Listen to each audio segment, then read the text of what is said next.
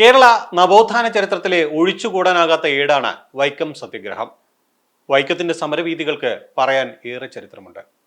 വൈക്കം ക്ഷേത്രത്തിലേക്കുള്ള 4 പൊതുവഴികളിൽ അയിത്തജാതിക്കാർക്ക് പ്രവേശനം നിഷേധിച്ച സവർണ നിലപാടിനെതിരെയാണ് വൈക്കം സത്യാഗ്രഹം.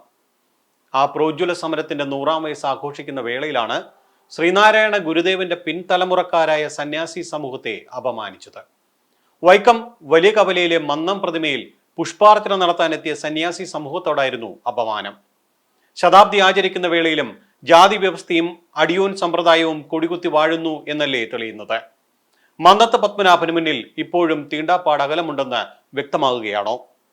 ചീഫ് എഡിറ്റേഴ്സ് കോളം ഇന്ന് വിലയിരുത്തുന്നത് ഈ വിഷയമാണ്. 100 വർഷം കഴിഞ്ഞിട്ടും തീണ്ടാപ്പാട് അകലമോ? ആദ്യം ഈ വിഷയവുമായി ബന്ധപ്പെട്ട റിപ്പോർട്ട് കാണാം. വൈക്കം സത്യാഗ്രഹത്തിന്റെ മൂല്യം നഷ്ടപ്പെടുത്തുന്നതാണ് ഇത്തരത്തിലുള്ള സംഭവമെന്ന് സ്വാമി പറഞ്ഞു. വൈക്കം സത്യാഗ്രഹത്തിൽ പങ്കെടുത്ത എല്ലാ നേതാക്കളെയും ആദരിക്കാനാണ് എത്തിയത്. ടി.കെ. മാധവന്റെയും പെരിയൂറിന്റെയും പ്രതിമയ്ക്ക് മുമ്പിൽ പുഷ്പാർച്ചന നടത്തിയ ശേഷമാണ് മന്നത്തിന്റെ പ്രതിമയ്ക്ക് മുമ്പിലെത്തിയത്. എന്നാൽ മുൻകൂട്ടി അനുവാദം വാങ്ങിയാൽ മാത്രമേ കയറാൻ കഴിയൂ എന്ന് പറഞ്ഞ് അവിടെ നിന്നിരുന്നവർ തിരികെ അയക്കുകയായിരുന്നുവെന്ന് സ്വാമി ശുഭാകാനന്ദ വ്യക്തമാക്കി.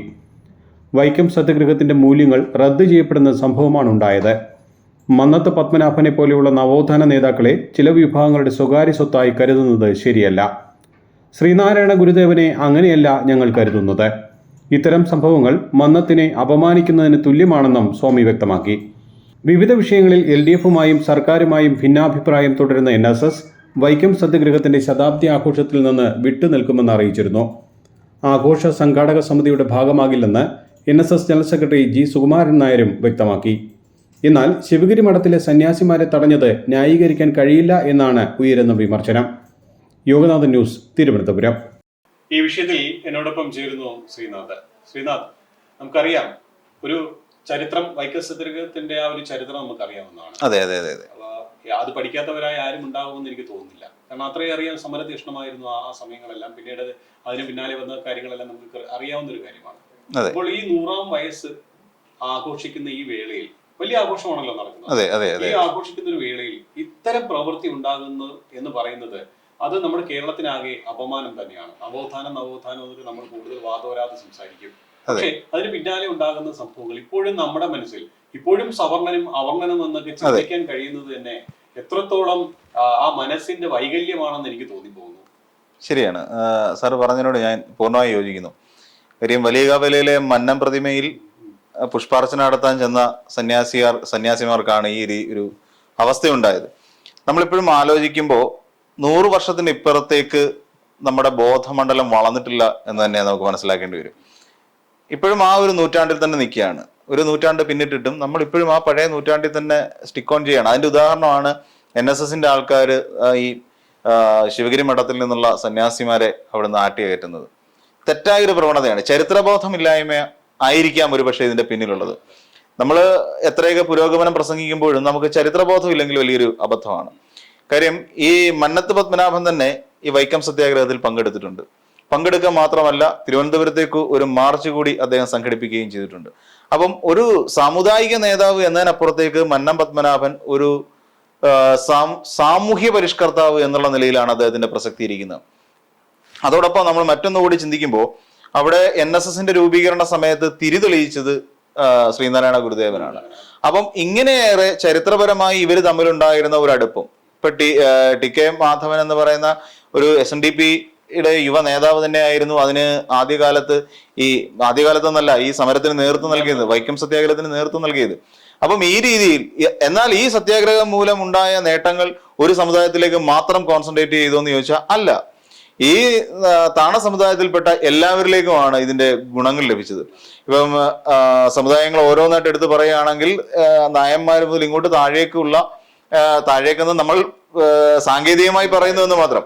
അപ്പം ആ രീതിയിലുള്ള എല്ലാ സമുദായങ്ങൾക്കും ഇതിന്റെ ഗുണം കിട്ടിയിട്ടുണ്ട്. അടിമ ഉടയോൻ വ്യവസ്ഥിതിക്ക് മാറ്റം സംഭവിച്ചിട്ടുണ്ട്. പക്ഷെ ഇപ്പോഴും ഈ ഫ്യൂഡൽ ചിന്താഗതികൾ പലതും മനസ്സിൽ കൊണ്ടു നടക്കുന്ന ആൾക്കാരായി മാറുകയാണ് പല സാമുദായിക നേതാക്കന്മാരും എന്നാണ് ഇപ്പൊ തോന്നുന്നത്. സാറിന് തന്നെ അറിയാമല്ലോ, ഇവിടെ പലരെയും ഒരാൾ സ്ഥാനാർത്ഥിയായിട്ട് മത്സരിക്കാൻ തിരുവനന്തപുരത്ത് വന്ന സമയത്ത് മുതൽ അവരുടെ ആ ഒരു സാമുദായിക സ്പർദ്ധ അല്ലേ, അതൊക്കെ സാറിന് അറിയാവുന്ന കാര്യമല്ലേ? തെരഞ്ഞെടുപ്പുമായി ബന്ധപ്പെട്ട കാര്യങ്ങൾ വരുമ്പോഴാണ് ഇത്തരം ചിന്തകൾ കൂടുതലായി വരുന്നത്. അപ്പോഴാണ് ഇത് നമുക്ക് കൂടുതലായി മനസ്സിലാക്കാൻ കഴിയുന്നത്. കാരണം ജാതി സമവാക്യങ്ങൾ, ആര് മത്സരിക്കണം, എന്നാൽ മത്സരിക്കാൻ വരുന്ന ആളിനെ തന്നെ എതിർപ്പാര വയ്ക്കുന്ന ആൾക്കാർ. അപ്പൊ അത്തരം ചിന്തകൾ ആണ് ഈ സമൂഹത്തിൽ ഇപ്പോഴും നിലവിൽ. ഇത് എനിക്ക് തോന്നുന്നില്ല ശ്രീനാഥ്, 100 വർഷം അല്ലെങ്കിൽ 150 വർഷം കഴിഞ്ഞാലും ഇതേ നിലപാട് തുടരാൻ തന്നെയാണ് സാധ്യത. നമ്മൾ ഈ നവോത്ഥാനം എന്നൊക്കെ ഇങ്ങനെ വാദോരാതെ സംസാരിക്കുന്നു എന്നതിനപ്പുറം ഇതിൽ ഒരു മാറ്റവും വരാൻ പോണില്ല എന്നുള്ളത് തന്നെയാണ് എനിക്ക് തോന്നുന്നത് ഈ ഇത്തരം ചിന്തകളിൽ നിന്ന്. കാരണം അവിടെ എത്തുന്ന ശുഭാകാനന്ദ സ്വാമിയെ തടയേണ്ട കാര്യമില്ല. അത് പുഷ്പാർജന. കാരണം മന്നത്ത് പത്മനാഭൻ എന്ന് പറയുന്നത് ഈ വൈക്കം സത്യാഗ്രഹത്തിന്റെ ആ ഏടുമായി വളരെയധികം ബന്ധപ്പെട്ട് നിൽക്കുന്ന ഒരു വ്യക്തിയാണ്. അദ്ദേഹം ആ സമര മുഖത്ത് പങ്കെടുത്തു എന്നൊക്കെ പറയുന്നത് ചരിത്രമാണ്. ആ ചരിത്രത്തെ വികലമാക്കുന്ന തരത്തിലുള്ള ഇത്തരം പ്രവർത്തികൾ ഈ സവർണ വിഭാഗത്തിന്റെ ഭാഗത്തു നിന്ന് ഇപ്പോഴും ഉണ്ടാകുന്നു എന്ന് പറയുന്നത് കേരള സമൂഹത്തിനാകെ നാണക്കേടാണ്. നമ്മുടെ ആ ചിന്തകൾക്ക് വിരുദ്ധമായ കാര്യങ്ങളാണ്. അത്തരം കാര്യങ്ങളിലൂടെയാണ് മുന്നോട്ട് പോകുന്നത്. ഇപ്പോൾ ഈ സൗത്ത് ഇന്ത്യൻ സഹോദര ധർമ്മവേദി ജനറൽ സെക്രട്ടറി അദ്ദേഹം തന്നെ പറഞ്ഞിരിക്കുന്നത് ഇതിനെതിരെ ശക്തമായ ഭാഷയിൽ രംഗത്തെത്തിയിട്ടുണ്ട്. അതെ, രണ്ടാം വൈക്കം സത്യാഗ്രഹത്തിനുള്ള ഒരു സാധ്യത കൂടി തെളിഞ്ഞു വരികയാണെന്നാണ് അദ്ദേഹം ഇതിനെ കുറിച്ച് പ്രതികരിച്ചിരിക്കുന്നത്. കാര്യം ഒരു തവണ സമരം ചെയ്തു, അത് ഏകദേശം എനിക്ക് തോന്നുന്നു 600-ലധികം ദിവസങ്ങൾ നീണ്ടു നിന്ന ഒരു സമരമായിരുന്നു ഈ വൈക്കം സത്യാഗ്രഹം. 1924 മാർച്ച് മാസം 30-ന് ആരംഭിച്ച സമരം പിന്നീട് 25 നവംബറോട് കൂടിയാണ് ഈ സമരം അവസാനിക്കുന്നത്. അപ്പം 600 ദിവസത്തോളം നീണ്ടു നിന്ന അതിശക്തമായ ഒരു സത്യാഗ്രഹ സമരമായിരുന്നു ഇത്. മഹാത്മാഗാന്ധി വരെ ഇവിടെ എത്തിയിട്ടുണ്ട്. കേളപ്പന്റെ സാന്നിധ്യം ഉണ്ടായിരുന്നു. നേരിട്ട് ചെന്ന് ഈ കാര്യം പറയുമ്പോൾ അദ്ദേഹം ഈ സമരത്തെ ആ തരത്തിൽ തന്നെയാണ് പ്രാധാന്യത്തോടാണ് കണ്ടത്. ആദ്യം അദ്ദേഹം പറഞ്ഞത് ഈ സ്കൂളുകളും കുളങ്ങളും ഒക്കെ അവിടെയൊക്കെ കുട്ടികൾക്ക് ഈ അയിത്ത ജാതിക്കാർക്കുള്ളവർക്ക് പ്രവേശിക്കാൻ നിങ്ങൾ അനുവാദം. അപ്പോൾ തിരിച്ചു മറുപടി ഇരുന്ന് അതെല്ലാം കഴിഞ്ഞു, പക്ഷെ ഞങ്ങൾക്ക് വഴി നടക്കാൻ കഴിയാത്ത കാര്യത്തെ കുറിച്ചാണ് മഹാത്മാഗാന്ധിയോട് അദ്ദേഹം പറഞ്ഞത്. അവിടെയാണ് അദ്ദേഹം ഇടപെടുന്നത്. കാര്യങ്ങളിൽ വലിയൊരു മാറ്റം സമൂഹത്തിനുണ്ടാക്കാൻ അദ്ദേഹത്തിനെ കൊണ്ട് കഴിഞ്ഞു എന്നുള്ളതാണ്. അപ്പം ആ ഒരു സാഹചര്യം എന്തുകൊണ്ട് NSS മനസ്സിലാക്കുന്നില്ല എന്നുള്ളതാണ് ഇവിടുത്തെ പ്രധാനം.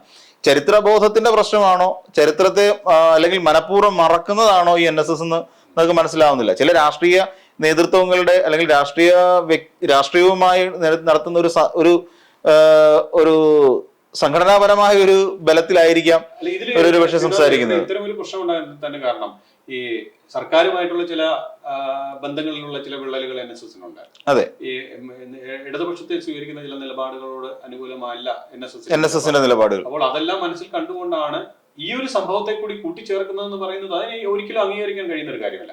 രാഷ്ട്രീയത്തിന്റെ വിഷയത്തിലൂടെ പോട്ടെ, ചരിത്രത്തിന്റെ വിഷയത്തിലൂടെ പോട്ടെ, ഈ വൈക്കം സത്യാഗ്രഹവുമായി ബന്ധപ്പെട്ട് പ്രവർത്തിച്ച പ്രധാനപ്പെട്ട നേതാക്കളെല്ലാം ആദരിക്കാൻ വേണ്ടിയാണ് ഇവരെല്ലാം എത്തുന്നത്. അപ്പോൾ ഒരാളുടെ മന്നത്ത് പത്മനാഭനെ മാത്രം ആദരിക്കാൻ പാടില്ല എന്ന് പറയുന്നതിലെ ആ ഒരു ചിന്ത അതാണ്. വൈക്കം സത്യാഗ്രഹമായിട്ട് ബന്ധപ്പെട്ടിട്ടുള്ള എല്ലാവരുടെയും പ്രതിമകൾ ഇപ്പം വൈക്കത്ത് സ്ഥാപിച്ചു കഴിഞ്ഞിരിക്കുകയാണ്. അപ്പം ഇവിടെയൊക്കെ പുഷ്പാർച്ചന നടത്തി അവരെ ആദരിക്കുകയും ചെയ്യുന്നത് സ്വാഭാവികമായ കാര്യമാണ്. ഒരു ചെറിയ നേട്ടമല്ല ആ കാലഘട്ടത്തെ സംബന്ധിച്ച് ചിന്തിക്കുമ്പോൾ ഉണ്ടായിരിക്കുന്നത്. ഇപ്പോൾ ഒരു പൊതുവിദ്യാഭ്യാസ ബില്ലിനെതിരെയോ അല്ലെങ്കിൽ ഒരു ആരോഗ്യ ബില്ലിനെതിരെയോ നടത്തുന്ന സമരം പോലെ ആയിരുന്നില്ല. ജീവിക്കാനും വഴി നടക്കാനുമുള്ള അവകാശത്തിന് വേണ്ടിയിട്ടായിരുന്നു അന്ന് സമരം നടത്തിയിട്ടുള്ളത്.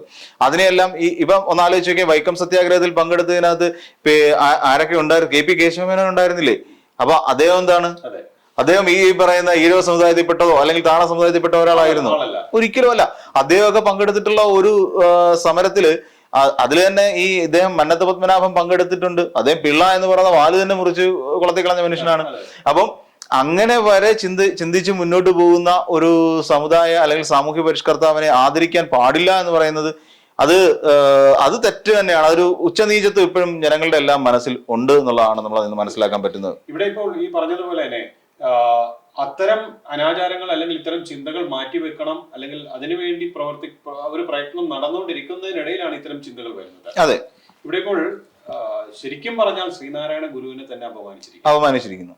ശ്രീനാരായണ ഗുരുദേവനെ മാത്രമല്ല അപമാനിച്ചിരിക്കുന്നത്, മന്നത്ത് പത്മനാഭനെ കൂടി അപമാനിച്ചിരിക്കുന്നു. മഹാവ്യക്തികളെ കുറെ പേർ ചേർന്ന് ചില വികല മനസ്സുകൾ എന്ന് തന്നെ ഞാൻ പറയും. ആ വികല മനസ്സുള്ള ചില ആൾക്കാർ ഒരുപക്ഷെ ഇത് NSS-ന്റെ നേതൃത്വത്തിൽ ഇരിക്കുന്നവർ അറിഞ്ഞിട്ടുണ്ടോ ഇല്ലയെന്ന് നമുക്കറിയില്ല. അതിനെക്കുറിച്ച് വ്യക്തമായിട്ട് നമുക്ക് പറയാൻ പറ്റില്ല. അതുകൊണ്ട് അതിനെ മുഴുവൻ അടച്ചടിച്ചിട്ടല്ല നമ്മൾ സംസാരിക്കുന്നത് കൂടി ഈ സമയത്ത് പറഞ്ഞു പോകാം. പക്ഷേ ഇത്തരം വികല മനസ്സുള്ള സവർണ വിഭാഗത്തിലുള്ളവർ ഇപ്പോഴും ഉണ്ട്. ഒരു ഫാസിസം, ഒരു ഫ്യൂഡൽ ചിന്താഗതി. പത്മനാഭന്റെ ആ പ്രതിമയിൽ പുഷ്പാർച്ചന നടത്തി നിങ്ങൾ മുന്നോട്ട് പോകണ്ട എന്ന് എടുക്കുന്ന ഒരു തീരുമാനത്തെ അത് വൈകല്യമായി തന്നെ അല്ല വികലമായി തന്നെയാണ് എനിക്ക് തോന്നുന്നത്. അതെ, തീർച്ചയായിട്ടും അത് തന്നെയാണ് സാർ. കാര്യം ഈ പറയുന്ന ഒരു സമുദായം NSS എന്ന് പറയുന്നത് രൂപീകരിക്കപ്പെട്ട സമയത്തും ഒരിക്കലും NSS എല്ലാം തികഞ്ഞ ഒരു അവസ്ഥയിലൊന്നും ആയിരുന്നില്ല, സമുദായമൊന്നും ആയിരുന്നില്ല. അല്ലെങ്കിൽ നായർ എന്ന് പറയുന്ന ഒരു ഗ്രൂപ്പ് എല്ലാം തികഞ്ഞ ഒരു നിലയിലൊന്നും ആയിരുന്നില്ല. ഈ നായർ സിസ്റ്റത്തിൽ അല്ലെങ്കിൽ ആ ജാതി വ്യവസ്ഥയിൽ ഉണ്ടായിരുന്ന ചില പാകപ്പിഴകൾ ഉണ്ടായിരുന്നു. ഉദാഹരണം പറഞ്ഞു കഴിഞ്ഞാൽ ഇപ്പം മരുമക്കത്തായ സമ്പ്രദായം, കൊടികുത്തി, അത് MD യുടെ കഥകളിൽ പോലും അത് നമുക്ക് മനസ്സിലാക്കാൻ കഴിയുന്നുണ്ട്. ഈ മരുമക്കത്തായം, ഈ സ്വത്ത് വിഭജനവുമായി ബന്ധപ്പെട്ടിട്ടുള്ള കാര്യങ്ങൾ, അങ്ങനത്തെ ഒരുപാട് അനാചാരങ്ങൾ ഈ പറയുന്ന നായർ സമുദായത്തിലുണ്ടായിരുന്നു. അപ്പൊ ഇവയെ കൂടെ പരിഷ്കരിക്കുകയായിരുന്നു ശരിക്കും അനന്തപത്മനാഭൻ ചെയ്തത്. അതിനൊക്കെ വേണ്ടിയിട്ട് തന്നെയാണ്, ഒരു ഉന്നമനത്തിന് വേണ്ടി തന്നെയാണ് ചെയ്തത്. പക്ഷെ ഇതിപ്പം ഉന്നമനമൊന്നും അല്ല. കാലം ഒരു 100 വർഷം കഴിയുമ്പോഴേക്കും ഇത് സത്യത്തിൽ ഇത് തകർന്ന് തരിപ്പണമാവുന്ന രീതിയിലേക്കാണ് ഈ ബാക്കി അതിന്റെ ഈ NSSൽ പ്രവർത്തിക്കുന്നവർ ചെയ്തു വരുന്നത്. അതിന്റെ ഒരു മകുടോദാഹരണമായി തന്നെ ഈ സ്വാമിമാർക്കെതിരെ, ഈ ശ്രീനാരായണ ഗുരുദേവന്റെ ആശയങ്ങളുമായി ജീവിക്കുന്നവർക്കെതിരെ ചെയ്ത, ശ്രീനാരായണീയർക്കെതിരെ ചെയ്ത ഏറ്റവും വലിയ അപവാദം. രാഷ്ട്രീയത്തിന്റെ ബലത്തിലുള്ള ആൾക്കാരാണ് ആ പ്രതിമയിൽ പുഷ്പാർച്ചന നടത്താൻ പോയെങ്കിൽ അവരെ തടഞ്ഞെങ്കിൽ നമുക്ക് അതിൽ ന്യായമുണ്ട്, അത് ന്യായമുണ്ട്. ഇത് ഒരു സന്യാസി ശ്രേഷ്ഠന്മാരാണ് പോകുന്നത്. പ്രത്യേകിച്ച് ശിവഗിരി മഠത്തിലെ ആ മഠത്തോട് കാണിക്കേണ്ട ബഹുമാനം അത് ആരായാലും കാണിക്കേണ്ടതാണ്. ആ മഠത്തിൽ നിന്ന് പ്രധാനപ്പെട്ട ശുഭാനന്ദ സ്വാമിയെ പോലുള്ള വളരെ ഉന്നത സ്ഥാനങ്ങളിൽ ഇരിക്കുന്ന പരമശ്രേഷ്ഠനായ അദ്ദേഹത്തെ അപമാനിക്കാൻ ശ്രമിച്ചു എന്ന് പറഞ്ഞാൽ അത് കടുത്ത അപമാനം തന്നെയാണ്. അത് അപരാധം തന്നെയാണെന്ന് പറയേണ്ടി വരും സാറേ. അവരൊക്കെ ജീവിച്ചു പോരുന്നതിന് ചില സിസ്റ്റം അല്ലെങ്കിൽ ഒരു ചില സാമ്പ്രദായിക രീതികളുണ്ട്. അവര് ഇപ്പോഴും ശീലിച്ചു വരുന്ന ചില ആചാരങ്ങളും അവരുടെ അനുഷ്ഠാന ക്രമങ്ങളും ഒക്കെ ഉണ്ട്. ഇതെല്ലാം ശ്രീനാരായണ ഗുരുദേവൻ എന്ന് പറയുന്നൊരു മഹത് വ്യക്തി പകർന്നു കൊടുത്തതാണ്. ഇപ്പം നമുക്കറിയാവുന്ന പോലെ തന്നെ ശ്രീനാരായണ ഗുരുദേവൻ നിരവധി സാമൂഹിക പരിഷ്കരണങ്ങൾ നമ്മുടെ കേരളത്തിൽ നടത്തിയിട്ടുണ്ട്. അരുവിപ്പുറത്തെ പ്രതിഷ്ഠയാണെങ്കിലും, ചെമ്പഴന്തിയിൽ നടത്തിയ ശിവപ്രതിഷ്ഠയാണ്, എല്ലാത്തിലും ഒരു അതുവരെ ഉണ്ടായിരുന്ന വിപ്ലവകരമായ, ശരിക്കും ആദ്യത്തെ വിപ്ലവകാരി തന്നെയായിരുന്നു ശ്രീനാരായണ ഗുരുദേവൻ എന്ന് പറയുന്നത്. അവിടെ നിന്നാണ് വിപ്ലവം ആരംഭിക്കുന്നത്. ഇവിടെ നിന്ന് തന്നെയാണ്, ഇദ്ദേഹത്തിൽ നിന്നാണ്, ശ്രീനാരായണ ഗുരുദേവനിൽ നിന്ന് തന്നെയാണ് വിപ്ലവം ഇവിടെ ആരംഭിക്കുന്നത്. എല്ലാത്തിനെയും ആ സമയത്തുണ്ടായിരുന്ന എല്ലാത്തിനോടുമുള്ള വെല്ലുവിളി ഉയർത്തിയത് അദ്ദേഹമാണ്, ശ്രീനാരായണ ഗുരുദേവനാണ്. അപ്പം അത്രയേറെ പ്രസക്തി അദ്ദേഹം പറഞ്ഞു തന്ന വാക്കുകളിൽ പോലും ഉണ്ട്. ഇപ്പൊ ഒരുപക്ഷെ വേറെ നമ്മൾ കേട്ടിട്ടുണ്ടാവും തോന്നില്ല. എനിക്ക് തോന്നുന്നു കേരളത്തിൽ മാത്രമായിരിക്കും ശ്രീനാരായണ ഗുരുദേവൻ തന്നെ ആയിരിക്കും ഇത് പറഞ്ഞിട്ടുണ്ടാവുക. ജാതി ഏതായാലും മനുഷ്യൻ നന്നായാൽ മതി എന്ന് പറയുന്ന ഒരു അവസ്ഥ. ഇത് ശരിക്കും ഇപ്പോഴാണ് ഈ വാക്കുകൾക്ക് പ്രസക്തി കൂടിക്കൊണ്ടിരിക്കുന്നത്. മനുഷ്യൻ മതം ഇതൊക്കെ കൊണ്ട് എന്ത് നേട്ടം എന്നുള്ള കാര്യം ചിന്തിക്കണം. ജാതി നമ്മൾ വല്ലാത്ത പേമാരിയിലും മഹാമാരിയിലും എല്ലാം പെട്ട് ജീവൻ എത്ര ജീവനുകൾ പൊലിഞ്ഞു പോയ സാഹചര്യത്തിൽ അന്ന് നമ്മൾ ഇതിനെ കുറിച്ച് ചിന്തിച്ചിട്ടില്ല. നമ്മൾ ജാതിയെ കുറിച്ച് ചിന്തിച്ചിട്ടില്ല, മതത്തെ കുറിച്ച് ചിന്തിച്ചിട്ടില്ല. അദ്ദേഹം പറഞ്ഞത് എല്ലാവരും ഒരുമിച്ച് നിൽക്കുന്ന ഒരു അവസ്ഥയാണ്. അങ്ങനെ ഒരു അവസ്ഥ കഴിഞ്ഞ കുറെ നാളുകൾക്ക് മുമ്പ് അനുഭവിച്ചതാണ്. പേമാരി വന്നു, പിന്നെ തൊട്ടു പിന്നാലെ വലിയൊരു മഹാമാരി വന്നു, പിന്നെ കോവിഡ്. ഈ ഒരു സാഹചര്യം എല്ലാം കൂടെ നമ്മൾ അനുഭവിച്ചപ്പോൾ നമ്മുടെ മനസ്സിൽ നിന്നുമില്ല ജാതി. ഇപ്പം ശരിക്കും പറഞ്ഞാൽ ശ്രീനാരായണ ഗുരു പറഞ്ഞ മറ്റൊന്നുകൂടിയാണ്, ജാതിഭേദം മതദ്വേഷം ഏതുമില്ലാതെ സർവരും സോദരത്വേനെ വാഴുന്ന മാതൃകാസ്ഥാനമാണ്. അങ്ങനെ അദ്ദേഹം ചിന്തിച്ച ഒരു മാതൃകാസ്ഥാനമാകണമെങ്കിൽ ശരിക്കും നമ്മളെ അലട്ടുന്ന കുറേയധികം ഈ ഭൗതിക പ്രശ്നങ്ങൾ ഉണ്ടാകേണ്ടിയിരിക്കുന്നു, ഭൗതികമായ ശക്തികൾ കുറേയധികം ഉണ്ടാകേണ്ടിയിരിക്കുന്നു. ഇല്ലെങ്കിൽ നമ്മൾ ഇപ്പോഴും ആ ഒരു നൂറ്റാണ്ടുകൾക്ക് അപ്പുറത്ത് തന്നെ ജീവിക്കുന്ന വെറും മഠയന്മാരായ മനുഷ്യന്മാരാണ് എന്ന് തന്നെ പറയേണ്ടി വരും. അദ്ദേഹത്തിന്റെ ആദർശങ്ങൾ വളരെ വലിയ ആദർശങ്ങൾ, അതിനൊക്കെ ഉള്ള ഒരു വലിയ വെല്ലുവിളിയാണ് ഇപ്പൊ ഈ NSSന്റെ എന്ന് പറയാൻ പറ്റില്ല, അതുമായി ബന്ധപ്പെട്ട് പ്രവർത്തിക്കുന്ന ആ സമുദായവുമായിട്ട് ബന്ധപ്പെട്ട് നിൽക്കുന്ന കൂടെ ഈ പ്രശ്നങ്ങൾ ഉണ്ടാക്കിയ ആൾക്കാർ തടയാൻ മുന്നിട്ട് നിന്നവർ, അതായാലും അത് അവരെയാണ് നമ്മൾ, അവരുടെ മനസ്സിനെയാണ് ഈ വിഷയം തീർച്ചയായിട്ടും അവരുടെ മനസ്സ് ഇനിയെങ്കിലും മാറട്ടെ എന്ന് കരുതി കൂടിയല്ലേ നമ്മൾ തീർച്ചയായിട്ടും ആദ്യം ഉണ്ടാകേണ്ടത് സാറേ, ഇതിനൊക്കെ ആദ്യം ഉണ്ടാകേണ്ടത് ചരിത്രബോധം തന്നെയാണ്. ഇതിനകത്ത് ചരിത്രത്തിൽ എന്തൊക്കെയാണ് ഇവർക്കൊക്കെ ഉള്ള പ്രസക്തി എന്നുള്ളത് മനസ്സിലാക്കണം. ഒരുപക്ഷെ നമ്മൾ കേട്ടിട്ട് പോലും ചട്ടമ്പി സ്വാമികളാണ് ഈ അതിനെക്കുറിച്ച്, ഈ പന്തിഭോജനത്തെ കുറിച്ചുള്ള ഒരു കാര്യം നമ്മളെ പഠിപ്പിക്കുന്നത്. ഇവരൊക്കെ ചെയ്തു വെച്ച ഈ രീതിയിലുള്ള പല ആശയങ്ങളും കൊണ്ടാണ് നമ്മൾ ഇന്ന് കാണുന്ന ഒരു പരിഷ്കൃത സമൂഹമായി മാറിയത്. ഇതിനൊക്കെ മുൻപ് നമ്മൾ പരിഷ്കൃതമല്ല, അപരിഷ്കൃത സമൂഹമായിരുന്നു. ഇവിടെ മാറുമറയ്ക്കാൻ വേണ്ടി സമരം നടത്തിയിട്ടുണ്ട് അല്ലെ? നമ്മളൊന്ന് ആലോചിച്ച് നോക്കിയാൽ അതാണ്. മാന്യമായി കൂലി ലഭിക്കുന്നതിന് വേണ്ടി ഇവിടെ സമരം നടത്തിയിട്ടുണ്ട്. പിന്നെ ഈ ഒരു അനാവശ്യമായ പല ഇടപെടലുകളും, ഈ എന്താ പറയാ, തമ്പുരാൻ വരുന്ന വഴിയിൽ ആരും നിൽക്കരുത് എന്ന് പറയുന്ന ഒരു അവസ്ഥ പണ്ട് കാലത്തുണ്ടായിരുന്നതിൽ നിന്നൊക്കെ എത്രയോ നമ്മൾ ഇങ്ങത്തേക്ക് മാറിയെത്തി. നമ്മളെല്ലാവർക്കും ഇന്ന് സ്വതന്ത്രമായി സഞ്ചരിക്കാൻ കഴിയുന്നുണ്ട്, സ്വതന്ത്രമായി സംസാരിക്കാൻ കഴിയുന്നുണ്ട്. ഇതിന്റെ എല്ലാം പിൻബലം എന്ന് പറയുന്നത് കുറെ അധികം ആൾക്കാർ നമ്മുടെ മുന്നിൽ നിന്ന് ശരിക്കും നമ്മളെ നയിച്ചുകൊണ്ടാണ്. ശ്രീനാരായണ ഗുരുദേവനെ പോലുള്ളവർ, മന്നത്ത് പത്മനാഭനെ പോലുള്ളവർ, ചട്ടമ്പി സ്വാമികളെ പോലെയുള്ളവർ, അങ്ങനെ നിരവധി ആൾക്കാരുടെ ശ്രമഫലമാണ് നമ്മൾ ഇന്നീ കാണുന്ന ഒരു സ്വാതന്ത്ര്യം എന്ന് പറഞ്ഞാൽ.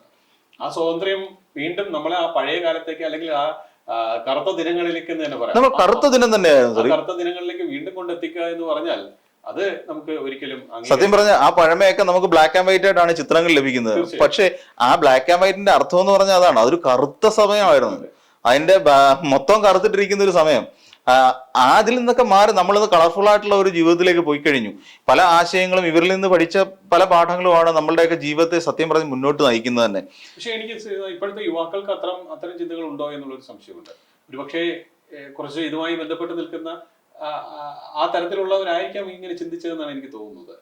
യുവാക്കളുടെ പ്രശ്നം സർ, വേറൊരു കാര്യം, നമ്മുടെ ഈ യുവാക്കളുടെ പ്രശ്നം എന്ന് വെച്ച് കഴിഞ്ഞാൽ അവർ പലപ്പോഴും പലതിനെയും ആഴത്തിൽ പഠിക്കുന്നില്ല എന്നുള്ളതാണ്. പലരുടെയും ഒരു പ്രശ്നം എന്ന് വെച്ചാൽ പലതും ഉപരിപ്ലവമായ പഠനങ്ങളാണ് നടക്കുന്നത്. പെരിഫറലായിട്ട് കുറെ കാര്യങ്ങൾ അവർ മനസ്സിലാക്കി വെക്കുന്നു. എന്നാൽ ഇത് ഇപ്പൊ നമ്മൾ ചരിത്രം പഠിക്കുകയാണ്. ചരിത്രം പഠിക്കുമ്പോൾ ചരിത്രത്തെ മനസ്സിലാക്കി പഠിക്കുന്നില്ല, ചരിത്രം പഠിക്കുന്നു. അവർക്ക് അവരുടെ ഒന്നിൽ ഒരു സ്കോളർ ആകാൻ വേണ്ടിയിട്ടോ അല്ലെങ്കിൽ അക്കാഡമിക്കലി ഒന്ന് വിജയം വരിക്കാൻ വേണ്ടിയിട്ട് മാത്രമാണ് ഈ ചരിത്രങ്ങളെ എല്ലാം പഠിക്കുന്നത്. പക്ഷെ ഈ ചരിത്രം എന്താണെന്നോ, ഈ ചരിത്രത്തിൽ പ്രാധാന്യമുള്ള എത്ര ആൾക്കാർ നമ്മോടൊപ്പം ഉണ്ടെന്നോ ഒന്നും ഇവർക്ക് മനസ്സിലാവുന്നില്ല. അവരുടെ മുന്നിൽ കാണുന്നവരാണ് അവരുടെ ശരികൾ. ഇപ്പൊ നമ്മൾ നോക്കിക്കഴിഞ്ഞാൽ മന്നത്ത് പത്മനാഭൻ എന്ന് പറയുന്ന വ്യക്തി ശരിക്കും ചരിത്രത്തിലേക്ക് മറഞ്ഞു കഴിഞ്ഞു. അദ്ദേഹത്തിന്റെ ആദർശങ്ങളൊന്നും ഇപ്പോൾ നടപ്പിലാവുന്നില്ല. ഇപ്പൊ അദ്ദേഹം ഒരു രാഷ്ട്രീയത്തിന് വേണ്ടി നിലകൊണ്ട വ്യക്തിയൊന്നും അല്ല, ഒരു കമ്മ്യൂണിസത്തിന് വേണ്ടിയിട്ടോ കോൺഗ്രസിന് വേണ്ടിയിട്ടോ ഒന്നും നിലകൊണ്ട വ്യക്തിയല്ല. പക്ഷേ ഇങ്ങോട്ട് ഒരു തലമുറകൾ ഇങ്ങനെ കഴിഞ്ഞു വരുംതോറും ഇത് മാറി ചിന്തിച്ചുകൊണ്ടിരിക്കുകയാണ്. ഇപ്പൊ SNDP പോലുള്ള സംഘടനയ്ക്ക് പറ്റിയ അപജയം കണ്ടില്ലേ? ഈ വെള്ളാപ്പള്ളി നടേശൻ ശ്രീനാരായണ ഗുരുവിന്റെ ആദർശം അനുസരിച്ചാണോ ജീവിക്കുന്നത്? അദ്ദേഹം നടത്തുന്നത് എന്താ? പത്മനാഭന്റെ ആശയങ്ങൾ പിന്തുടരുന്ന പോലെ തന്നെ തിരിച്ച് മറുഭാഗത്തും സംഭവിച്ചു. മറുഭാഗത്തും SNDP പോലുള്ള ഒരു സംഘടനയ്ക്കുണ്ടായ അപജയത്തിന്റെ കാരണം വെള്ളാപ്പള്ളി നടേശനാണ്.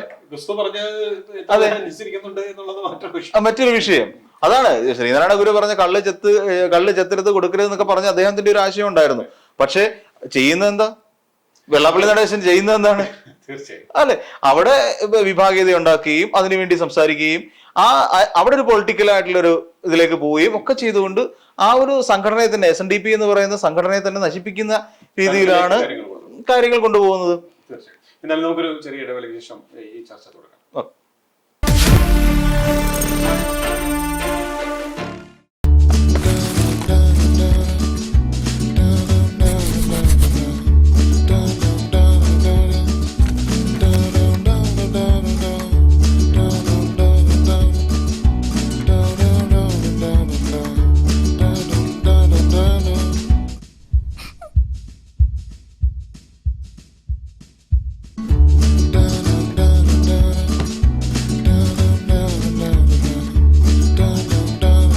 സംസ്കാരശുദ്ധിയുള്ള വിദ്യാഭ്യാസത്തിന്റെ ചവിട്ടുപടിയിൽ നിങ്ങൾക്കൊപ്പം Shri Gokulam educational institutions.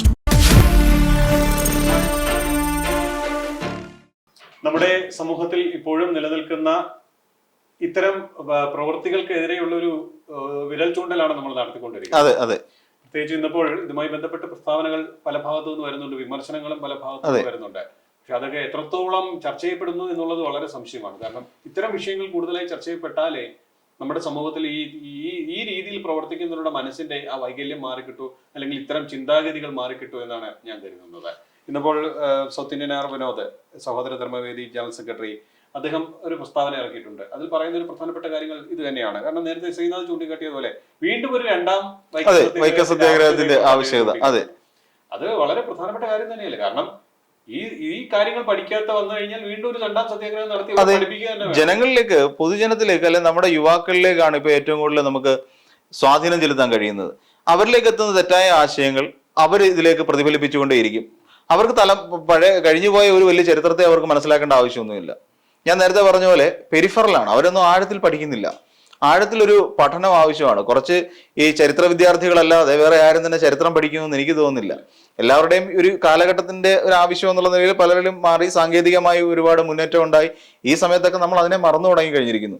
South Indian R Vinod എന്ന് പറയുന്ന അദ്ദേഹത്തെക്കുറിച്ച് അദ്ദേഹം വളരെ വ്യക്തമായിട്ടാണ് അതിനെ വിമർശിച്ചിരിക്കുന്നത്. ശക്തമായ ഭാഷയിലാണ്. ഞാൻ നേരത്തെ സൂചിപ്പിച്ച പോലെ സാർ ഇപ്പൊ കൃത്യമായി അത് പറഞ്ഞിട്ടുണ്ട്. അവിടെ NSSന് തിരിതെളിയിച്ചത് അദ്ദേഹമാണ്. അദ്ദേഹത്തിന്റെ അനുയായികൾ തന്നെയാണ് ഈ സ്വാമിമാര്. അവരെ തടഞ്ഞു നിർത്തുകയും അവരെ അപമാനിക്കുകയും ചെയ്തു. ശരിക്കും അപമാനിക്കുക എന്ന വാക്ക് തന്നെ സാർ അവിടെ ഉപയോഗിക്കേണ്ടി വരും. കാര്യം ഒരു സമുദായ ആചാര്യനെ അല്ല, ഒരു സാമൂഹ്യ പരിഷ്കർത്താവിനെ, അതും ഈ വൈക്കം സത്യാഗ്രഹത്തിന് വളരെയധികം പങ്കുവഹിച്ച ഒരാളെ അവിടെ ആദരിക്കുക എന്ന് പറഞ്ഞത് അവരുടെ അവകാശമാണ്. അത് ഇവരുടെ മാത്രം അവകാശം, അല്ലെങ്കിൽ ഈ ശിവഗിരി മഠത്തിലുള്ളവരുടെ മാത്രം അവകാശമല്ല, എല്ലാവരുടെയും അവകാശമാണ്. അതിനെ തടസ്സപ്പെടുത്തുകയാണ് ചെയ്തത്. പക്ഷേ ഇവിടെ ഇപ്പോൾ സിദ്ധാർത്ഥ പറഞ്ഞതുപോലെ ആ ഒരു മന്നം ആ പ്രതിമയിൽ ഒരു പുഷ്പാർച്ചന നടത്തിയത് കൊണ്ട് എന്താണ് അവിടെ സംഭവിക്കാൻ പോകുന്നത് എന്നുള്ളൊരു ചിന്ത, അല്ലെങ്കിൽ അതുകൊണ്ട് എന്ത് പ്രശ്നമാണ് ഇവിടെ ഉണ്ടാകാൻ പോകുന്നത് എന്നുള്ളൊരു ചിന്ത കൂടി വേണ്ടേ? അത് കാരണം അതിലൊരു ന്യായീകരണം ഇല്ലാത്തൊരു ഇല്ലില്ല, ഒരു ന്യായീകരണം അതിനകത്ത് അവകാശപ്പെടാനില്ല. ഈ ഒരു പക്ഷേ NSSന്റെ ഭാഗത്തു നിന്ന് ഒരു പ്രസ്താവന വന്നിട്ടുണ്ടാകാം, ഞങ്ങൾ ഈ സത്യഗ്രഹവുമായി അതിന്റെ ആ പരിപാടികളുമായി 100ാം വയസ്സുമായി ബന്ധപ്പെട്ട ചടങ്ങുകളിലൊന്നും പങ്കെടുക്കുന്നില്ല, അത് ഞങ്ങളുടെ ഒരു തീരുമാനമാണ്. പക്ഷേ മന്നത്ത് പത്മനാഭന്റെ ആ പ്രതിമയിൽ ഒരു പുഷ്പാർച്ചന അല്ലെങ്കിൽ ഒരു ഹാരം ചാർത്തുന്നത് കൊണ്ട് ഉണ്ടാകാൻ പോകുന്ന പ്രശ്നത്തെ കുറിച്ച്, അല്ലെങ്കിൽ അത് പ്രത്യേകിച്ചും ഏത് ഭാഗത്താണ് ആ സംഭവം ഉണ്ടായെന്ന് കൂടി നമ്മൾ ശ്രദ്ധിക്കണം. ആ പ്രധാനപ്പെട്ട ഒരു മണ്ണിലാണ് ആ സംഭവങ്ങൾ നടന്ന ആ വീതിയിലാണ് ഇത്തരം സംഭവങ്ങൾ അരങ്ങേറുന്നത് എന്നുള്ളത് നാണക്കേട് തന്നെയാണ്. അത് ഭീകരമാണ്. അത് നേടിയെടുത്ത ചില അവകാശങ്ങളുണ്ട്. നമുക്കറിയാം, ഗുരുവായൂർ സത്യാഗ്രഹം നമ്മുടെ മുന്നിലുണ്ട്. അതുപോലെ അവകാശങ്ങൾക്ക് വേണ്ടി നിരവധി സമരങ്ങൾ നമ്മൾ ഇവിടെ നടത്തിയിട്ടുണ്ട്. ഇത്രയും സമരങ്ങളിലൊക്കെ ഒരു വ്യക്തിപരമായി അല്ലെങ്കിൽ ഒരു വ്യക്തിക്ക് നേട്ടം ഉണ്ടാക്കാൻ വേണ്ടി ആരും ഒന്നും ചെയ്തിട്ടില്ല. നമ്മൾ നോക്കിക്കഴിഞ്ഞാൽ ശ്രീനാരായണ ഗുരു ആണെങ്കിലും, മന്നത്ത് പത്മനാഭനാണെങ്കിലും, KK എളപ്പനാണെങ്കിലും, TK മാധവനാണെങ്കിലും എല്ലാവരും ഒരു സമൂഹത്തിന് വേണ്ടി തന്നെ ചെയ്ത്. ഒരു വ്യക്തി അല്ലെങ്കിൽ ഈ നേട്ടം അല്ലെ വൈക്കം സത്യാഗ്രഹം കൊണ്ട് നേട്ടം ഉണ്ടായത് ശ്രീനാരായണ ഗുരുവിനാണെന്ന് പറയാൻ പറ്റുമോ? ഇല്ല. TK മാധവന് ആണെന്ന് പറയാൻ പറ്റൂ? അതും പറയാൻ പറ്റില്ല. അതോടെ അല്ലെന്നുണ്ടെങ്കിൽ KP കേശവമേനോനാണെന്ന് പറയാൻ പറ്റൂ? കേരള സമൂഹത്തിനാണ്, ഒരു വലിയ നമ്മുടെ നാടിനാണ്, ഒരു വലിയ ജനവിഭാഗത്തിനാണ് അതുകൊണ്ട് നേട്ടം ഉണ്ടായത്. ഇതിനെല്ലാം മറക്കുകയാണ് നമ്മൾ. ഈ ചില സ്ഥാപിത താല്പര്യങ്ങൾ വെച്ചിട്ടെന്ന് പറയാം. ഇതെല്ലാം നമ്മൾ മറന്നു പോവുകയാണ്. ശിവഗിരി വെച്ച് തന്നെ നടത്തിയിട്ടുള്ള സർവമത സമ്മേളനം ആദ്യ കാലഘട്ടങ്ങളിൽ ഉദ്ഘാടനം ചെയ്ത ആരാണെന്ന് സാറിന് അറിയാമല്ലോ. അപ്പോൾ അത്രയേറെ VT ഭട്ടതിരിപ്പാടാണ് അതിന് ഉദ്ഘാടനം നടത്തിയത്. അദ്ദേഹം തന്നെ ഉദ്ഘാടനത്തിൽ പറഞ്ഞ അടുക്കളയിൽ നിന്ന് അരങ്ങത്തേക്ക് എന്ന് പറയുന്ന നാടകം തന്നെ അദ്ദേഹത്തിൻ്റെതാണ്. അപ്പം ഈ രീതിയിലൊക്കെ സാമൂഹ്യ പരിഷ്കരണം അവരുടെ രചനകളിലൂടെയും പ്രസംഗങ്ങളിലൂടെയും പ്രവൃത്തികളിലൂടെയും ഒരു വലിയ രീതിയിൽ സാമൂഹ്യ പരിഷ്കരണം നടത്തിക്കൊണ്ടുവരുന്ന ഈ എല്ലാ സാമുദായികമാണെങ്കിലോ മതപരമാണെങ്കിലോ എങ്ങനെയായിരുന്നാലും അത്തരത്തിലുള്ള നേതാക്കന്മാരെ എല്ലാം അല്ലെങ്കിൽ സാമൂഹ്യ പരിഷ്കർത്താക്കളെ ആണെങ്കിലും അവരെ എല്ലാം അവഹേളിക്കുന്നതിന് തുല്യമായ നടപടികളാണ് നടക്കാൻ പോകുന്നത്. ഇത് അതിശക്തമായ ഭാഷയിൽ തന്നെ വിമർശിക്കപ്പെടേണ്ടതാണ്. ഇവിടെ മറ്റൊരു കാര്യം കൂടിയുണ്ട്. ഇപ്പൊ ഈ വിഷയവുമായി ബന്ധപ്പെട്ട് വരുമ്പോൾ ഈ അനുവാദം വാങ്ങിച്ച് അകത്ത് കറക്കണം, അല്ലെങ്കിൽ അനുവാദം ഇല്ലാതെയാണ് നിങ്ങളത് ചെയ്തത്, അതുകൊണ്ട് ഞങ്ങൾ ഇതിന് അനുമതി നൽകുന്നില്ല എന്നൊക്കെ പറയുമ്പോൾ അത് എന്ത് കാര്യമാണ്? പ്രത്യേകിച്ചും ഇത്തരം ഒരു ചരിത്രപരമായ ഒരു കാര്യവുമായി ബന്ധപ്പെട്ട് നടക്കുന്ന ഒരു സംഭവം വരുന്നത് മറ്റാരുമല്ല, പ്രമുഖരാണ്. സാധാരണക്കാരാണ്, അല്ലെങ്കിൽ ഞാൻ നേരത്തെ ചൂണ്ടിക്കാട്ടിയ രാഷ്ട്രീയക്കാരോ മറ്റോ ആണെങ്കിൽ ഓക്കെ, നിങ്ങൾ അനുവാദം വാങ്ങിച്ചു വരും. പക്ഷെ ഇവിടെ ഈ സമരവുമായി ബന്ധപ്പെട്ട് 100ാം വയസ്സ് ആഘോഷിക്കുന്ന ഈ വേളയിൽ വളരെയധികം ആഘോഷം നടന്നുകൊണ്ടിരിക്കുന്ന ഒരു സമയമാണ്. കേരളത്തെ സംബന്ധിച്ച് വൈക്കം സത്യാഗ്രഹം അതൊരു ഏട് തന്നെയാണ്. അതെ, തീർച്ചയായും. ആ ഒരു ഏടുമായി ബന്ധപ്പെട്ട് വളരെ വിപുലമായ പരിപാടികൾ നടക്കുമ്പോഴാണ് ഇത്തരം ഒരു കാര്യം വരുന്നത്. അതെ. അപ്പോ ഈ സമ്മതം വാങ്ങിയാൽ മാത്രമേ നിങ്ങൾക്ക് ഞങ്ങൾ അനുവാദം നൽകൂ എന്ന് പറയുന്ന കത്തുമായി വരൂ. ആ കത്തിന് ഞങ്ങൾ ഒപ്പിട്ട് അനുവദിച്ചിരിക്കുന്നു എന്ന് എഴുതി തന്നാൽ കയറാൻ കഴിയേണ്ടവരാണോ ഇവർ? അല്ല, അവര് ശിവഗിരി മഠത്തിൽ നിന്നെത്തിയ അവിടുത്തെ മഠം ജനറൽ സെക്രട്ടറി അടക്കമുള്ള ആൾക്കാരാണ് അവിടെ ചെല്ലുന്നത്. ഇത് മറ്റു പല പരിപാടികൾ കഴിഞ്ഞതിന് ശേഷം അതിന്റെ തുടർച്ചയെന്നോണം എത്തുകയാണ്. അവിടെ ശതാബ്ദി ആഘോഷങ്ങളുടെ ഭാഗമായിട്ട് അവിടെ ചെല്ലുമ്പോൾ മുൻകൂട്ടി അനുമതി വാങ്ങിച്ചാലേ ഇത് സാധിക്കൂ എന്ന് പറയുന്നത് ശുദ്ധ ഭോഷ്ക് അല്ലെങ്കിൽ മുഷ്ക് എന്ന് പറയും അവർ പുലർത്തി പോരുന്ന. ഇത് ഞാൻ നേരത്തെ പറയാം സാറേ, അറിയില്ല, അതിനെക്കുറിച്ച് അറിവില്ലായ്മയാണ്. ഇവരൊക്കെ എങ്ങനെ നേതാക്കന്മാരെന്ന് പറയാൻ പറ്റില്ല, നേതാക്കന്മാരെന്ന് പറയാൻ മറ്റൊരു അർത്ഥത്തിലേക്ക് പോകും. അപ്പൊ ഇവരെ നേതാക്കന്മാരല്ലേ, പരിഷ്കർത്താക്കളായി മാറി, ഗുരുസ്ഥാനീയരായി മാറി എന്നുള്ളതാണ് നമ്മൾ നോക്കേണ്ടത്. ഈ പന്നത്ത് പത്മനാഭനെ പോലുള്ള ആ മഹത് വ്യക്തിയെ ഏതെങ്കിലും ഒരു വിഭാഗത്തിന്റെ സ്വകാര്യ സ്വത്തായി കണക്കാക്കേണ്ട കാര്യമൊന്നുമില്ല. ഇല്ല, ഒരിക്കലും ഇല്ല. സ്വത്തായി ഞങ്ങളുടേതാണ്, ഈ വിഭാഗത്തിന്റേതാണ്, അല്ലെങ്കിൽ NSSന്റെ മാത്രമാണ് മന്നത്ത് പത്മനാഭൻ എന്ന് അഹങ്കാരത്തോട് പറയാൻ ആർക്കും അധികാരമില്ല, ഒരു അധികാരവും ഒന്നുമില്ല. അപ്പോൾ സ്വകാര്യ സ്വത്തായി വെച്ചുകൊണ്ട് ഇത്തരം പ്രവർത്തികൾ നടത്തുന്നവർക്കെതിരെ അത് നിശ്ചിതമായ ഭാഷയിൽ തന്നെ വിമർശിക്കണം. അവരുടെ ആ വികല മനസ്സ് ഇനി മാറിയേ പറ്റൂ. അതെ, 100% ഉറപ്പാണ് സർ. കാര്യം അവരൊക്കെ നേടിയത്, ഇപ്പൊ അവർ ചിന്തിക്കുന്നത് എന്താ, NSSന്റെ രൂപീകരിച്ചുകൊണ്ടും പിന്നെ ഈ പറയുന്ന കുറച്ച് ആൾക്കാർ NSSന്റെ തലപ്പത്തിരിക്കുന്നതുകൊണ്ടും ഇതൊക്കെ ഞങ്ങളുടെ സ്വത്താണ്, മന്നത്ത് പത്മനാഭൻ എന്ന് പറയാൻ ഞങ്ങളുടെ ആത്മീയ ഗുരുവാണ്, അതുകൊണ്ട് NSSകാർക്ക് മാത്രമേ അദ്ദേഹത്തെ തൊടാൻ പറ്റൂ, ബാക്കി ജാതിയിലുള്ളവർക്കെല്ലാം അസ്പൃശ്യനാണ് എന്ന് പറയുന്ന, ബാക്കിയുള്ളവർക്ക് അയിത്തം കൽപ്പിക്കുന്ന ഒരു സമീപനമായി കാണിച്ചത്. അയിത്തം കൽപ്പിക്കുക തന്നെയാണ്. നിങ്ങൾ അനുവാദം ചോദിച്ചിട്ട് വരാൻ, അത് ഒരു ക്ഷേത്രത്തിൽ ആ സമരം ചെയ്ത് നമ്മൾ നേടിയെടുത്തു, വൈക്കം ക്ഷേത്രത്തിൽ സമരം ചെയ്ത് നേടിയെടുത്തു. അതുപോലെ ഈ ഒരു സാമൂഹ്യ പരിഷ്കർത്താവിന്റെ പ്രതിമയിൽ പുഷ്പാർച്ചന നടത്തണമെങ്കിലും ഈ രീതിയിൽ അങ്ങനെ ഒരു അയിത്തം ഉണ്ടോ, അല്ലെ? അയിത്തം ഉണ്ടോ എന്ന് തന്നെ നമുക്ക് ചോദിക്കേണ്ടിയിരിക്കും. ഇവര് സംശയം എന്താണ് ഇപ്പൊ ഈ ഉണ്ടായിരിക്കുന്ന സംഭവം അതിനെ തന്നെയല്ലേ, അയിത്തം തന്നെയാണ്, അത് തന്നെ തെളിയിക്കുന്നതാണ്. അതെ, കാരണം ആ തരത്തിൽ തന്നെയാണ് ഈ സംഭവം പുറത്തു വന്നിരിക്കുന്നത്. അതെ, എത്രത്തോളം ഈ രാഷ്ട്രീയ നേതാക്കളും മറ്റും ഇതിനെക്കുറിച്ച് പ്രതികരിച്ചു എന്ന് കൂടി നമ്മൾ ചിന്തിച്ചു. ആരും പ്രതികരിക്കാൻ കാര്യം UDF-കാർക്ക് പ്രതികരിക്കാൻ പറ്റില്ല. UDF-കാർക്ക് പിന്നെ ഇതിനെ NSS-ഉമായിട്ടുള്ള ഒരു എന്താ പറയാ, ഒരു ടൈപ്പ്, ഒരു അന്തർധാര പരസ്യമായി സജീവമായ ഒരു അന്തർധാര നിലനിൽക്കുന്നതുകൊണ്ട് UDF-ന് ഇക്കാര്യത്തിൽ പരസ്യമായി പ്രതികരിക്കാൻ പറ്റില്ല. പിന്നെ CPM-നെ സംബന്ധിച്ചിടത്തോളം CPM ഇതിനെ പല ഘട്ടത്തിലും ഹൈജാക്ക് ചെയ്യാൻ ശ്രമിച്ചുകൊണ്ടിരിക്കുകയാണ്. ഈ സമരത്തെ അല്ലെങ്കിൽ സത്യാഗ്രഹം ഞങ്ങളുടേതാക്കി തീർക്കുക എന്നുള്ള ലെവലിലാണ് CPM-ന്റെ അതിന്റെ ഭാഗമായിട്ടാണ് ഇത് പരിപാടികളൊക്കെ അവർ സംഘടിപ്പിക്കുന്നുണ്ട്. തമിഴ്നാട് മുഖ്യമന്ത്രി ഉൾപ്പെടെ. അതെ. അപ്പം ഇതിനെക്കുറിച്ചും ഇവർ അതിനെ ഹൈജാക്ക് ചെയ്യാൻ ശ്രമിച്ചുകൊണ്ടിരിക്കുകയാണ്. ആക്ച്വലി ഇതൊന്നും അല്ലാതെയാണ് ഇതിന്റെ ഒരു മൂവ്മെന്റ് നടന്നത്.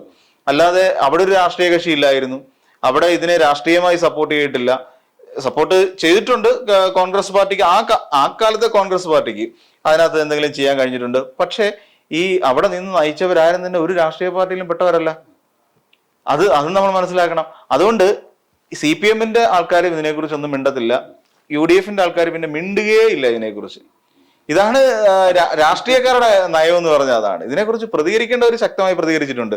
ഇപ്പൊ ഉദാഹരണം പറയണ അതിന്റെ ശ്രീനാരായണ സഹോദര ധർമ്മവേദിയുടെ ജനറൽ സെക്രട്ടറി സൗത്ത് ഇന്ത്യൻ, അദ്ദേഹം വളരെ നിശ്ചിതമായ ഭാഷയിലാണ് അദ്ദേഹത്തിന്റെ വാക്കുകൾ കേട്ട് കഴിഞ്ഞാൽ തന്നെ അറിയാം, അദ്ദേഹം നല്ല കാര്യഗൗരവമായിട്ട് തന്നെയാണ് അതിനെക്കുറിച്ച് പറഞ്ഞിരിക്കുന്നത്. സവർണ ഫാസിസ്റ്റുകളുടെ നീച പ്രവൃത്തിക്കെതിരെ അതിശക്തമായ ഭാഷയിൽ ഞങ്ങൾ പ്രതികരിക്കുന്നു എന്ന് തന്നെയാണ് അദ്ദേഹം വ്യക്തമാക്കുന്നത്. അത്തരം പ്രതികരണങ്ങൾ ഇനിയും ഉണ്ടാകണം. കാരണം അദ്ദേഹത്തിന്റെ ഈ പ്രതികരണത്തിന് തൊട്ട് പിന്നാലെ മറ്റുള്ളവരും ഈ ഇത്തരം പ്രവൃത്തികൾ ഉണ്ടാകാതിരിക്കാനുള്ള ഇനി ഇത്തരം പ്രവർത്തികൾ ഉണ്ടാകാൻ പാടില്ല, അതിനുള്ളൊരു സൂചന തന്നെയാണ് അദ്ദേഹം നൽകിയിരിക്കുന്നത്. അതെ, ഇനി ഈ തരത്തിലുള്ള അയിത്തങ്ങൾ പാടില്ല. അയിത്തം കൽപ്പിക്കൽ അതെല്ലാം ഒരു നൂറ്റാണ്ടിനപ്പുറം വെച്ച് തേച്ച് മിനുക്കി കഴുകി കളഞ്ഞ കാര്യങ്ങളാണ്. വീണ്ടും പലരും അതിന്റെ ഭാഗമായിട്ട് നായർ അല്ലെങ്കിൽ പിള്ള എന്ന് പറയുന്ന ജാതി വാലുകൾ മുറിച്ചു മാറ്റി. ശ്രീനാരായണ ഗുരുദേവന് എന്ത് ജാതി വാലാണുള്ളത്? മന്നത്ത് പത്മനാഭൻ എന്നുള്ള അദ്ദേഹത്തിന് എന്ത് ജാതി വാലാണുള്ളത്? എനിക്ക് തോന്നുന്നു KP കേശവനൊക്കെ ആ ജാതി വാലുണ്ടെങ്കിൽ പോലും അദ്ദേഹമൊക്കെ ഇതൊന്നും അല്ല അവർ കൊണ്ടു നടക്കുന്ന ആശയങ്ങൾ എന്ന് മനുഷ്യനെ പഠിപ്പിക്കുകയാണ് അവർ ചെയ്തത്. അപ്പം ഇത്തരത്തിൽ ഇനിയും ഒരു പരിഷ്കരണം കൂടി സമൂഹത്തിൽ നടക്കേണ്ടിയിരിക്കുന്നു. ഞാനൊരു ഫാഷന്റെ പേരിൽ ഇട്ടിരിക്കുന്ന പേരാണ് ജോയി നായർ എന്നുള്ളത്. ഒരു പെട്ടെന്ന് ആൾക്കാർ തിരിച്ചറിയട്ടെ എന്ന് കരുതി ജാതി പേരിനോട് വലിയ താല്പര്യമില്ല. പിന്നെ എന്റെ പേരിനോടൊപ്പം അതില്ല നമ്മൾ ജാതി പേര് ചേർത്തിട്ടുമില്ല. അപ്പം അങ്ങനെ നോക്കുമ്പോൾ നമ്മുടെയൊക്കെ ഒരു രീതി ഇനിയിപ്പോ ഒരു ഫാസിസത്തിലേക്ക് പോകുമോ എന്നുള്ളതാണ് നമ്മൾ ഇനി ആശങ്കപ്പെടേണ്ടത്. ഇനി കുറച്ചൊക്കെ ഒന്ന് മാറ്റം വരണം നമ്മുടെ സമൂഹത്തിൽ. ഇനി ഇതിനനുസരിച്ചൊരു മാറ്റം വരണം. ഇവര് കൂടുതൽ അതിനെക്കുറിച്ച് മനസ്സിലാക്കണം. ഇനിയും ഇത്തരത്തിലുള്ള പ്രവണതകൾ ഇനിയും പിന്നെ അടുത്ത ഓരോന്നിന്റെയും ആഘോഷങ്ങൾ നടക്കുന്നതാണ്. കാര്യം നമ്മൾ പണ്ട് നയിച്ച ഒരുപാട് സമരങ്ങളുടെയൊക്കെ ഒരു ശതാബ്ദിയും ഒക്കെ വരാൻ കിടക്കുന്നേ ഉള്ളൂ. അപ്പൊ ഇത്തരം പ്രവണതകളിൽ അതിനോട് ഒപ്പം നിന്ന, നമ്മുടെ സമൂഹത്തിനൊപ്പം നിന്ന, നമ്മളെ മുന്നിൽ നിന്ന് നയിച്ചവരെ ശരിക്കും അപമാനിക്കുന്നു. ഇപ്പൊ അവര് തന്നെ ചെയ്തു, മന്നത്ത് പത്മനാഭനെ അപമാനിക്കുകയാണ് അവർ ചെയ്തത്. അദ്ദേഹം തീണ്ടാപ്പാടകലെ നിർത്തിയേനെ അവരെ. അദ്ദേഹം പരിഷ്കരിച്ച് ഒപ്പം കൊണ്ടു നടന്ന NSSന്റെ വക്താക്കളായിട്ടുള്ള ആൾക്കാരെ ഇപ്പം അദ്ദേഹം ഒരു എന്താ പറയാ ഒരു വിളിപ്പാടകലെ മാത്രമേ നിർത്തൂ. അദ്ദേഹം ഉണ്ടായിരുന്നെങ്കിൽ തീർച്ചയായും എന്തായാലും കേരള സമൂഹത്തെ സംബന്ധിച്ച് വളരെയധികം നാണക്കേടും അവമതിപ്പും ഉണ്ടാക്കിയ ഒരു തീർച്ചയായിട്ടും ഈ ജാതി വ്യവസ്ഥയെ പറ്റി പറയുന്നു, അല്ലെങ്കിൽ ജാതി വ്യവസ്ഥയും അടിയാൻ സമ്പ്രദായവും ഒക്കെ ഇപ്പോഴും നിലനിൽക്കുന്നു എന്ന് പറയുന്നത് കേരളത്തെ സംബന്ധിച്ച് വളരെ നാണക്കേടാണ് സംഭവം തന്നെയാണ്. ഇത്തരം പ്രവൃത്തികൾ ഇനി ഉണ്ടാകാതിരിക്കാനുള്ള ഒരു ശ്രമം നമ്മൾ ഓരോരുത്തരുടെയും ഭാഗത്ത് നിന്ന്, അല്ലെങ്കിൽ ചിന്താഗതികൾ മനസ്സിലുള്ളവർ അതൊക്കെ കഴുകിക്കളയട്ടെ, അവരുടെ മനസ്സിൽ നിന്ന് ഇതെല്ലാം കഴുകിക്കളഞ്ഞ് പ്രവർത്തിക്കട്ടെ എന്ന് മാത്രം നമുക്ക് ഈ സമയത്ത് പറയാം എന്ന് തോന്നുന്നു. നമുക്ക് ആശ്വസിക്കാം, പ്രാർത്ഥിക്കാം. എന്തായാലും ഈ ഒരു വിഷയവുമായി ബന്ധപ്പെട്ട് ഈ ചർച്ച കാണുന്നവർ അല്ലെങ്കിൽ ഇത്തരം സംഭവങ്ങൾ ആവർത്തിക്കാതിരിക്കാൻ ആ മനസ്സൊന്ന് മാറ്റി നല്ല രീതിയിൽ നല്ലൊരു സമൂഹത്തെ മുന്നോട്ട് കൊണ്ടുപോകാൻ വേണ്ടിയുള്ള ശ്രീനാരായണ ആദർശങ്ങൾ ഒരുപാട് വായിക്കുക, പഠിക്കുക, ചരിത്രം പഠിക്കുക. ഇതൊക്കെയാണ് നമ്മൾ അതുപോലെ തന്നെ ആര് പറഞ്ഞ ആശയങ്ങളെ, നല്ല ആശയങ്ങൾ ഉൾക്കൊള്ളുക. മഹത് വചനങ്ങൾ എന്ന് പറയുന്നത്, അതെ, ആ മഹത് വചനങ്ങൾ ഉൾക്കൊണ്ടുകൊണ്ട് മുന്നോട്ട് പോകുമെന്ന് കരുതാം. നമുക്ക് ഈ ഇന്നത്തെ ചീഫ് എഡിറ്റേഴ്സ് കോൾ ഇവിടെ അവസാനിപ്പിക്കാം. നന്ദി, നമസ്കാരം.